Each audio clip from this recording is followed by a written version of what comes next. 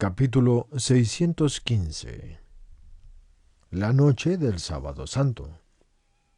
Entra cautelosa María de Alfeo y escucha, y quizás piensa que la Virgen se ha adormecido, y se acerca y se inclina, y la ve de rodillas con el rostro en la tierra contra el sudario, y le susurra: «Oh, pobrecilla, así se ha quedado», y debe pensar que se ha dormido o que se ha desmayado así. Pero María, saliendo de su oración, dice: «No, estaba orando». Pero de rodillas y a oscuras y con frío y con la ventana abierta, fíjate, estás helada. Ah, pero estoy mucho mejor, María.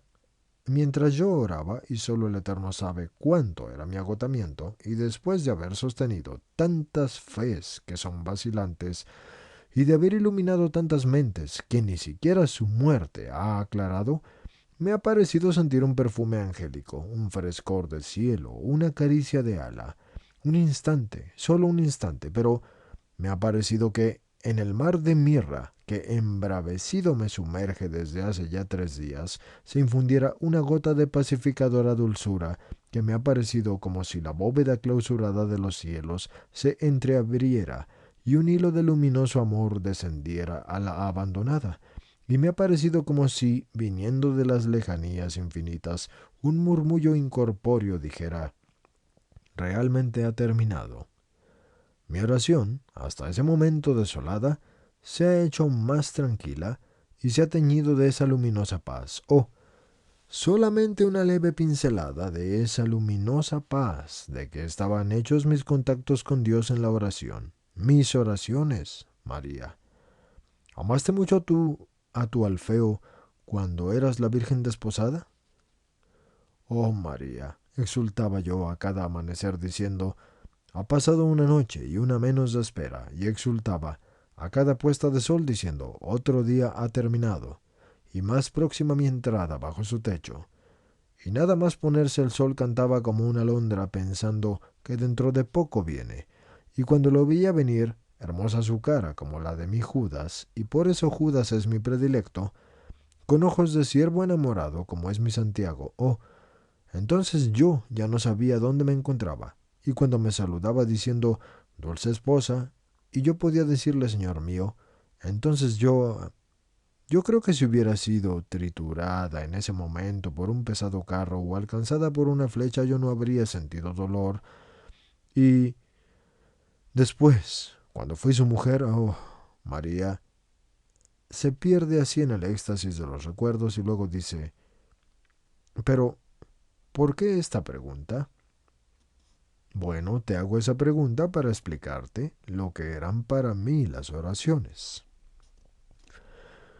Centuplica los sentimientos y poténcialos miles de veces, y así comprenderás lo que siempre fue para mí la oración y la espera de aquella hora. Ya de por sí creo que aun cuando no estaba orando en la paz de la gruta o de mi habitación, sino que más bien trabajaba en las labores de la mujer, mi alma oraba sin pausa, pero cuando podía decir «llega la hora de recogerme en Dios», mi corazón ardía latiendo veloz, y cuando en él me perdía, entonces... No, esto yo no te lo puedo explicar. Cuando estés en la luz de Dios lo vas a comprender. Todo esto, desde hacía 3 días, estaba perdido, y era todavía más angustioso que el no tener ya hijo. Y Satanás trabajaba en estas 2 llagas sobrepuestas, la de la muerte de mi hijo y la del abandono de Dios, creando la tercera llaga del terror de la no fe. María, te quiero y eres pariente mía. Y esto se lo dirás después a tus hijos que son apóstoles, para que sepan resistir en el apostolado y triunfar sobre Satanás. Estoy segura de que si yo hubiera aceptado la duda, si hubiera cedido a la tentación de Satanás y hubiera dicho «no es posible que resucite», negando a Dios, porque decir eso hubiera sido negar a Dios con su verdad y con su poder. Tanta redención vanamente se habría verificado. Yo, la nueva Eva, habría vuelto a morder el fruto de la soberbia y de la sensualidad espiritual, y habría deshecho la obra de mi Redentor. Los apóstoles continuamente serán tentados así por el mundo, por la carne, por el poder, por Satanás. Manténganse firmes contra todas las torturas, y las corporales serán las más leves, para no destruir lo que Jesús ha hecho. Díselo tú, María, a mis hijos. ¿Qué crees que sabrá decir tu pobre cuñada? De todas formas, si hubieran venido y huir en la primera hora, paciencia, pero después, fíjate, Lázaro y Simón habían recibido la orden de llevarlos a Betania porque Jesús sabe todo. Sí, pero cuando los vea los voy a reprender ásperamente porque han sido unos cobardes. ¿Que lo fueran todos los demás? Pero ellos, mis hijos, eso no se los perdonaré nunca. Sí, perdona, perdona, porque ha sido un momento de desconcierto y no creían que pudieran capturarlo, y él lo había dicho. Precisamente por eso no los perdono, porque lo sabían. Estaban preparados, y cuando una cosa se sabe y se cree además en quien la dice, nada sorprende. María también a vosotras les dijo que resucitaría, y si pudiera abrir vuestro pecho y vuestra cabeza, en el corazón y en el cerebro yo vería escrito, no puede ser. Pero al menos, sí, es difícil creer, pero nosotras hemos estado en el Calvario. Por gracia gratuita de Dios, si no, habríamos oído también nosotras. ¿Has oído lo que te ha dicho Longinos? Ha dicho cosa horrible, y es un guerrero. Nosotras, mujeres, y solas con un muchacho, hemos resistido por la ayuda directa de Dios y por tanto no te glories de ello porque no es un mérito nuestro. ¿Y por qué no a ellos? Porque ellos van a ser los sacerdotes del mañana y deben por tanto saber por haberlo experimentado, cuán fácil le es al fiel de un credo caer en la abjuración. Jesús no quiere sacerdotes como esos, que lo son tampoco, y que han sido sus más tenaces enemigos. Hablas de Jesús como si ya hubiese vuelto. ¿Lo ves? Tú también confiesas que no crees. ¿Cómo entonces censuras a tus hijos? Y María de Alfeo en este punto no sabe qué replicar y se queda cabizbaja, y mueve mecánicamente una serie de objetos y encuentra una lamparita y sale para volver después con ella encendida y ponerla en el sitio suyo usual. María se ha sentado otra vez junto al sudario desplegado, el sudario que, con la luz amarilla de la lámpara de aceite a la luz de la llamita temblorosa, adquiere una vida especial y parece mover la boca y los ojos. ¿No tomas nada?, pregunta un poco pesarosa la cuñada. Un poco de agua porque tengo sed. María va y vuelve con leche. No insistas, no puedo. Agua sí. No me queda agua dentro, y creo que no tengo ya ni siquiera sangre, pero... En ese punto llaman a la puerta de la casa y María de Alfeo sale, y se oye cuchichear en el vestíbulo, y luego Juan asoma la cabeza. Juan, ¿has vuelto? ¿Y todavía nada? Sí, Simón Pedro y el manto de Jesús juntos en el Getsamí. El manto. Y Juan se arrodilla y dice, aquí está, pero está todo desgarrado y ensangrentado. Las huellas de las manos son de Jesús. Solo él las tenía así de largas y de delgadas. Pero los desgarros son de dientes, y se ve claramente que esto es una boca de hombre. Y pienso que habrá sido Judas Iscariote, porque junto al lugar donde Simón Pedro encontró el manto, había un trozo de la túnica amarilla de Judas. Ha vuelto allí. Después, antes de quitarse la vida, mira, madre.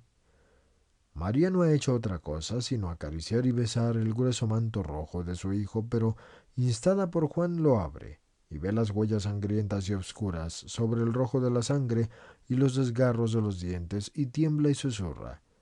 ¿Cuánta sangre? Parece no ver más que la sangre. Madre, la tierra está roja de sangre. Simón, que ha ido allí, sin demora en las primeras horas de la mañana, Dice que el verde tenía todavía en las hojas la sangre fresca. Jesús, no sé, no me parecía que estuviera herido. ¿Y de dónde tanta sangre? De su cuerpo en la angustia.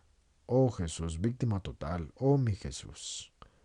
Y María llora tan angustiosamente, con un lamento exhausto, que las mujeres se asoman a la puerta y miran y luego se retiran. Esto mientras todos te abandonaban. ¿Y qué hacíais vosotros mientras él sufría su primera agonía? Dormíamos, madre. Y en ese punto Juan llora. Ahí estaba Simón. Cuenta. Yo había ido para buscar el manto y había pensado pedírselo a Jonás y a Marcos, pero habían huido. La casa estaba cerrada y todo abandonado. Entonces bajé a las murallas para recorrer todo el camino del jueves. Estaba tan cansado aquella noche y apenado que no podía recordar ahora dónde se había quitado Jesús el manto. Me parecía que lo llevaba y que en un determinado momento ya no lo llevaba. En el lugar de la captura, nada. Donde habíamos estado nosotros tres, nada. Fui por el sendero que tomó el maestro, y cuando vi a Simón Pedro ahí, todo acurrucado y apoyado en una roca, pensé que hubiera muerto también él, y grité y levantó la cabeza. Y, de tan cambiado como lo vi, pensé que se había vuelto loco y lanzó un grito y trató de huir. Pero se tambaleaba, cegado por el llanto que había vivido, y yo lo agarré y me dijo, déjame. Soy un demonio, porque he renegado de él como él decía, y el gallo ha cantado, y él me ha mirado, y yo he huido. Y he corrido, arriba y abajo, por los campos, y luego me he visto aquí, y, ¿ves? Aquí Yahvé ha hecho que encontrara yo su sangre acusadora, todo sangre, en la roca, en la tierra, en la hierba. Yo he hecho que esta sangre fuera derramada, como tú, como todos. Pero yo he renegado de esa sangre y me parecía que deliraba. Yo traté de calmarlo y de sacarlo de allí, pero no quería. Decía, aquí, a hacer guardia a esta sangre y a su manto. Y con las lágrimas quiero lavarlo. Cuando ya no haya sangre en la tela y quizás entonces vuelva con los vivos, dándome los golpes de pecho y diciendo, he renegado del Señor. Le dije que querías verlo y que me había mandado a buscarlo. Pero él no quería creerlo y entonces le dije que habías querido ver también a Judas para perdonarlo y que sufrías por no poder ya hacerlo, por su suicidio. Entonces lloró más sosegadamente. Quiso saber todo y me contó que la hierba tenía todavía sangre fresca y que el manto había sido maltratado por Judas, de cuya túnica había encontrado un trozo. Lo dejé hablar y luego dije, ven a ver a la madre. Oh, cuánto tuve que suplicar para convencerlo. Y cuando me parecía haber logrado el convencerlo y me levantaba para venir, él ya no quería. Ha habido que esperar hasta el anochecer para que viniera. Pero cruzada la puerta, otra vez se escondió en un huerto desierto y dijo, no quiero que la gente me vea porque llevo escrito en la frente la palabra renegador de Dios. Ahora, ya en plena oscuridad, he logrado arrastrarlo hasta aquí.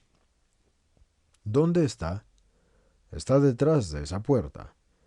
Dile que entre. Madre, Juan, no le reprendas, está arrepentido.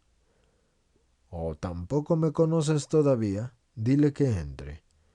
Juan sale y vuelve solo, y dice, no se atreve. Mira, a ver si llamándolo tú.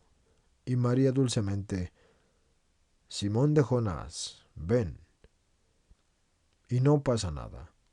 Simón Pedro, ven. Y no pasa nada.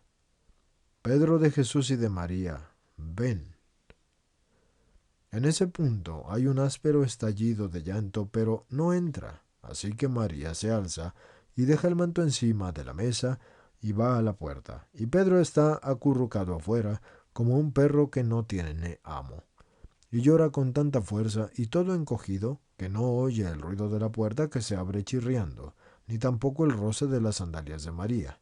Y se da cuenta de que ella está ahí Y cuando María se inclina hasta tomarle una mano con que está apretando sus ojos y lo obliga a levantarse, así entra en la habitación tirando de él como si se tratara de un niño, y cierra la puerta con el agarrador y el cerrojo, y encorvada por el dolor, como él también por la vergüenza, vuelve a su sitio. Entonces Pedro va a sus pies de rodillas y llora sin freno, y María acaricia sus cabellos entrecanos y sudados por el dolor. Nada más que esta caricia hasta que él está más calmado.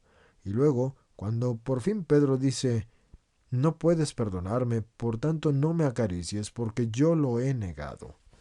Y María dice, Pedro, tú lo has negado, sí, es verdad, has tenido la valentía de negarlo en público, la valentía cobarde de hacerlo. Los otros, todos, menos los pastores, Manahén, Nicodemo, José y Juan, con excepción de estos, los demás han tenido solo cobardía. Lo han negado todos, hombres y mujeres de Israel, menos unas pocas mujeres. Y no nombro a los sobrinos ni al feo de Sara. Eran parientes y amigos, pero ¿y los otros? Y ni siquiera han tenido la valentía satánica de mentir para salvarse, ni tampoco la valentía espiritual de arrepentirse y de llorar, ni la valentía aún más alta de reconocer públicamente el error. Eres un pobre hombre, es más, lo eras, mientras que te jactabas de ti, pero ahora eres un hombre y mañana serás un santo. Pero aunque no fueras como eres, yo te habría perdonado igualmente, y habría perdonado a Judas con tal de salvar su espíritu, porque el valor de un espíritu de uno solo justifica todo el esfuerzo por superar las repugnancias y los resentimientos hasta quedar destrozados por ese esfuerzo.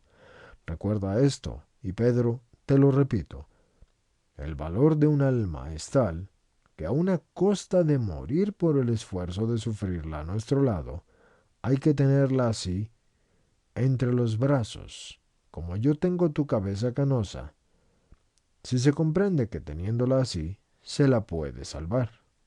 Así, como una madre que, después del castigo paterno, pone en su corazón la cabeza del hijo culpable, y, con las palabras de su corazón deshecho de dolor, que palpita y que palpita de amor y de dolor, más con esas palabras que con los golpes del Padre, hace cambiar y obtiene Pedro de mi hijo. Pobre Pedro, que has estado como todos en las manos de Satanás en esta hora de tinieblas, y que no te has dado cuenta de esto, y crees que todo lo has hecho tú solo. Ven, ven aquí, al corazón de la madre de los hijos de mi hijo. Aquí Satanás no puede ya causarte daño. Aquí se calman las tormentas, y a la espera del sol de mi Jesús, que resucitará para decirte, paz, Pedro mío. Se alza estrella de la mañana pura y hermosa, y que hace puro y hermoso todo aquello que por ella es besado, como sucede con las claras aguas de nuestro mar en las frescas mañanas de la primavera, y por esto te he anhelado tanto. Al pie de la cruz yo padecía el martirio por él y por ustedes. ¿Y cómo no lo oíste? Y llamaba a los espíritus de ustedes con tanta fuerza que creo que vinieron realmente a mí. Y dentro del corazón, es más, puestos en mi corazón como los panes de la proposición, yo los he tenido bajo el lavacro de su sangre y llanto. Podía hacerlo porque él, en Juan, ya me ha hecho madre de toda su prole. Y cuánto te he anhelado. Esa mañana, esa tarde, esa noche y el nuevo día. ¿Por qué has hecho esperar tanto a una madre, pobre Pedro herido y pisoteado por el demonio? ¿No sabes que es misión de las madres enderezar, curar, perdonar y guiar? Yo te conduzco a él. ¿Querrías verlo? ¿Querrías ver su sonrisa para convencerte de que te ama todavía? ¿Sí? O entonces, sepárate de mi pobre pecho de mujer y apoya la frente en su frente coronada, tu boca en su boca herida, y así besa a tu Señor. Está muerto, no podré volver a hacerlo. Pedro, respóndeme, ¿cuál crees que es el último milagro de tu Señor? el de la Eucaristía. No, no, el del soldado que curó allí. Oh, no me hagas recordar. Una mujer fiel, amorosa, fuerte, se llegó a él en el Calvario y le secó la cara. Y él, para decir cuánto puede el amor, fijó su rostro en la tela. Aquí lo tienes. Aquí lo tienes, Pedro. Esto obtuvo una mujer en los momentos de las tinieblas infernales y del enojo divino, y solo porque amó. Recuerda esto, Pedro, para las horas en que te parezca que el demonio es más fuerte que Dios. Dios se hallaba prisionero de los hombres, ya avasallado, ya condenado, ya flagelado y ya agonizando. Y a pesar de todo, dado que Dios, incluso en medio de las más duras persecuciones, siempre es Dios, y, si se puede abatir a la idea intocable, es Dios que la suscita, Dios a los que niegan, a los que no creen, a los hombres de los necios. ¿Por qué? De los culpables. No puede ser, de los sacrílegos. Lo que yo no comprendo no es verdad.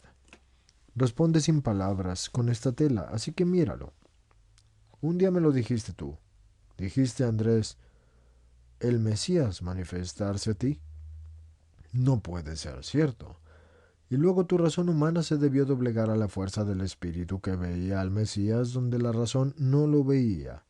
Otra vez, en el mar embravecido le preguntaste, ¿voy, maestro? Y luego a mitad del camino sobre el agua agitada, dudaste y dijiste, el agua no puede sostenerme. Y con el lastre de la duda te faltó poco para ahogarte.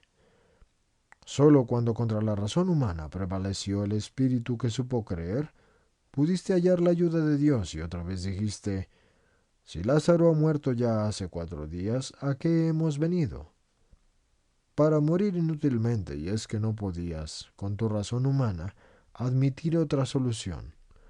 Y tu razón quedó desmentida por el Espíritu, que indicándote con el resucitado la gloria del resucitador, demostró que no habías ido ahí en vano. Otras veces, al oír hablar de muerte y de muerte atroz, a tu Señor dijiste, esto no te sucederá nunca. Y ya ves qué mentis ha recibido tu razón. Yo espero ahora oír la palabra de tu espíritu en este último caso. Perdón. Eso no. Otra palabra. Creo. Otra. No sé. La palabra que espero es amo. Pedro, ama. Serás perdonado, creerás, serás fuerte, serás sacerdote, y no el fariseo que avasalla y no posee sino formalismos, y no una fe activa. Míralo, ten el valor de mirarlo. Todos lo han mirado y venerado, incluso Longinos. ¿Tú no ibas a saber hacerlo? Has sabido incluso renegar de él. Si no lo reconoces ahora a través del fuego de mi materno y amoroso dolor que les une y que les pone de nuevo en armonía, entonces ya no podrás hacerlo. Él resucita. ¿Cómo podrás mirarlo con su nuevo fulgor si no conoces su rostro en la transición del Maestro que conoces al triunfador que no conoces? Porque el dolor, todo el dolor de los siglos y del mundo, lo ha labrado con un cincel y un mazo en esas horas que van desde el caer de la tarde del jueves hasta la hora nona del viernes, y han cambiado su rostro. Antes era solo el maestro y el amigo, pero ahora es el juez y el rey. Ha subido a su sitial para juzgar, y se ha ceñido la corona y así permanecerá. Lo único es que después de la gloriosa resurrección, no será ya el hombre juez y rey, sino el Dios juez y rey. Míralo, míralo, míralo mientras la humanidad y el dolor lo entrevelan, para poderlo mirar cuando triunfe en su divinidad. Pedro levanta por fin la cabeza del regazo de María y la mira con sus ojos enrojecidos por el llanto, y en el rostro del anciano niño desolado por el mal cumplido y asombrado por tanto bien como encuentra. María lo fuerza entonces a mirar a su Señor y entonces, mientras Pedro, como delante de un rostro vivo, gime, perdón, perdón. No sé cómo ha sucedido, no sé qué ha sucedido porque no era yo. Era algo que me hacía no ser yo. Pero yo te quiero, Jesús, yo te quiero, Maestro mío. Vuelve, vuelve. No te marches así sin decirme que me has comprendido. Entonces María repite el gesto que ya hizo en la cámara sepulcral, con los brazos extendidos en pie, y parece la sacerdotisa en el momento de la ofrenda. Y de la misma manera que ahí ofreció la hostia sin mancha, aquí le ofrece al pecador arrepentido. Verdaderamente es la madre de los santos y de los pecadores. Luego levanta a Pedro y lo consuela más, y le dice como a un niño, ahora estoy más contenta y te veo aquí. Ahora ve, ve ahí con las mujeres. Y Juan, ustedes necesitan el descanso y el alimento, ve y sé bueno. Y luego, mientras en la casa más serena en esta noche segunda desde su muerte, tienden a volver las costumbres humanas del sueño y del alimento, en una casa que presenta el aspecto cansado y resignado de las moradas donde los supervivientes despacio vuelven en sí de la impresión recibida por la muerte, María es la única que quiere permanecer en pie, inmóvil en su sitio, en su espera, en su oración, siempre, siempre, siempre, por los vivos, por los muertos, por los justos, por los pecadores, por el regreso, el regreso, el regreso de su hijo. Su cuñada quería estar con ella, pero ahora duerme profundamente sentada en un rincón con la cabeza apoyada hacia atrás contra la pared. Marta y María vienen 2 veces, pero luego, cargadas de sueño, se retiran a una habitación próxima y después de alguna palabra, caen también ellas en las profundidades del sueño. Más allá, en un cuartito pequeño como un cuarto de juguete, duermen Salomé y Susana, mientras que encima de 2 esteras echadas en el suelo, duermen rumorosamente Pedro y Juan. El primero todavía con mecánicas inspiraciones convulsas que se pierden en su ronquido, y el segundo con una sonrisa de niño que está soñando alguna visión feliz. La vida vuelve a sus funciones y la carne a sus derechos. Solo la estrella de la mañana resplandece insomne, con su amor que vela junto a la imagen de su hijo. Y la noche del sábado pasa así, hasta que el canto del gallo con el primer claror del alba hace levantarse con un grito a Pedro, y su grito impregnado de miedo y de dolor despierta a los otros durmientes. Ha terminado la tregua para ellos, y empieza otra vez la pena para María, y solo va aumentando el ansia de la espera.